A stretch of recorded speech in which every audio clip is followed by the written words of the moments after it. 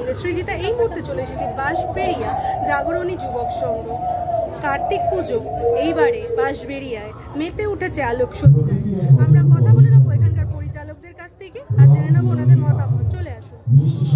নমস্কার দাদা, কলকাতা নিউজে আপনাকে অনেক স্বাগত। আপনি আমাদের দর্শকদের শুভেচ্ছা বার্তা কি দেবেন? আমাদের বাঁশবেড়িয়ায় কার্তিক পুজো সবথেকে ভালো পুজো আমাদের বাঁশবেড়িয়ায়। আচ্ছা আচ্ছা, এই 57তম বর্ষের ঐতিহ্যতে আমাদের দর্শকদের কি বলবেন? কি বলবো, আর এখানে কেউ না আসলে তো বুঝতেই পারবে না কার্তিক পুজো সম্বন্ধে কি। আমরা বলে সবাই আসুক, দেখুক যে আমাদের বাঁশবেড়িয়ায় কার্তিক পুজো কীরকম হয়। আমরা সবাইকে আসার জন্য অনুরোধ করছি, একবার এসে বাঁশবেড়িয়াটা দেখুক যে কার্তিক পুজো কীরকম হয়। সবাই তো কলকাতা দুর্গা পুজো নিয়ে ব্যস্ত থাকে, চন্দননগরের জগদ্দী পুজো, কিন্তু একবার আমরা সবাইকে অনুরোধ জানাচ্ছি যে আমাদের বাঁশবেড়িয়ায় এসে কার্তিক পুজো আপনারা দেখে যান। এই বলে আমি আচ্ছা, এইবারে আপনাদের পুজোর থিমটা একটু আমাদের দর্শকদের গুছিয়ে যদি বলেন। থিমটা হচ্ছে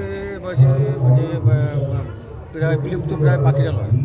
পাখি কংক্রিটের শহরে আজকালকার পাখি হারিয়ে যাচ্ছে। বাবুই পাখির বাসা এখন নতুন প্রজন্মের লোকেরা কিছু জানছে না, এবং কিছু খাঁচায় পাখি রাখা হয়েছে। তারাও বলছে যে আমরা আর ভর্তি ঘরে থাকতে চাই না। কিছু খাঁচার পাখি আছে, তারাও বলছে আমরা একটু বাইরে বেরিয়ে বাইরের জগৎ দেখতে চাই। প্রায় বিভিন্ন পাখি, প্রজাতির পাখি দিনের দিন বিলুপ্ত হয়ে গাছপালার অভাবে, প্রকৃতির অভাবে আমরা তারই একটা দৃশ্য তুলে ধরেছি।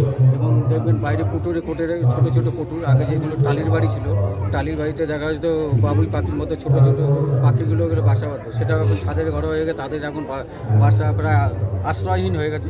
এই একটা আমরা থিম তুলে ধরেছি, যাতে পাখিরা গাছপালা লাগে, পৃথিবী আবার ভারসাম্য ফিরে পায়, ভারসাম্যটা আবার বজায় থাকে। মানে আমরা দেখতে পাচ্ছি পাখিদেরকে আটকেও রাখা হচ্ছে, আবার পাখিদেরকে খুলেও দেওয়া হচ্ছে। এটার ভেদভাবটা কি? এটা ভেদভাবটা এটা যাতে না হয়, প্রকৃতি যেন ঠিক থাকে, তার জন্যই এটা। প্রত্যেক বছরই কি আপনারা এরকম ভাবেই থিম দিয়ে পুজো করেন? হ্যাঁ, না নতুন আমরা থিম দিয়ে পুজো। আচ্ছা, ধন্যবাদ। আমরা ঘুরে দেখলাম বাঁশবেড়িয়ার একটি অন্যতম পুজো। দেখতে থাকুন, আরও পুজো আপনাদেরকে দেখিয়ে দেবো বাঁশবেড়িয়ার। দেখতে থাকুন চোখ রাখুন কলকাতা।